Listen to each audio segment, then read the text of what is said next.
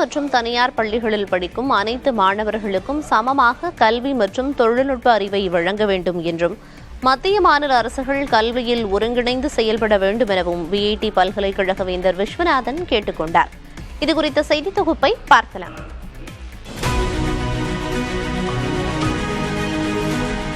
சென்னை நுங்கம்பாக்கத்தில் தனியார் நட்சத்திர விடுதியில் ஹிந்து குழுமம் சார்பில் 2026ஆம் ஆண்டின் தொழில்நுட்ப உச்சி மாநாடு நடைபெற்றது. கல்வி முதல் தொழில்நுட்பம் வரை பல துறைகளில் வல்லுநர்கள் பங்கேற்ற கலந்துரையாடல் அமர்வுகள் நடைபெற்றன. நிகழ்வில் பங்கேற்றது குறித்து புதிய தலைமுறையிடம் பேசிய விஐடி நிறுவனரும் வேந்தருமான விஸ்வநாதன், இளைஞர்களுக்கு கல்வி வாய்ப்பை கொடுத்து வேலை வாய்ப்பு கொடுத்தால் இந்தியா இன்னும் வேகமாக முன்னேறும் என்று கூறினார். உயர்கல்விக்கு முக்கியத்துவம் கொடுக்கணும். அதுவும் குறிப்பாக இப்போ இருக்கிற உலகத்தோட போட்டி போடணும்னா டெக்னாலஜியில் நம்ம வரணும், சயின்ஸ் அண்ட் டெக்னாலஜி.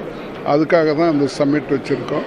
ஆக இது அரசாங்கமும் செய்ய வேண்டும், மற்றவர்களும் செய்ய வேண்டும். யார் யார் முடியுமோ செய்ய முடியும். 2 பேரும் உட்கார்ந்து பேசணும், என்னென்ன பிரச்சனைகள் இருக்குன்ட்டு.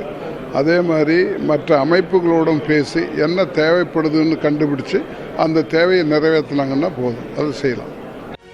மேலும் பேசிய விஸ்வநாதன், அரசு இன்னும் அதிகமாக கல்விக்கு நிதி ஒதுக்கீடு செய்தால் மட்டுமே அறிவியல் துறையில் நாம் இன்னும் வேகமாக முன்னேற முடியும் என்றும் நம்பிக்கை தெரிவித்தார்.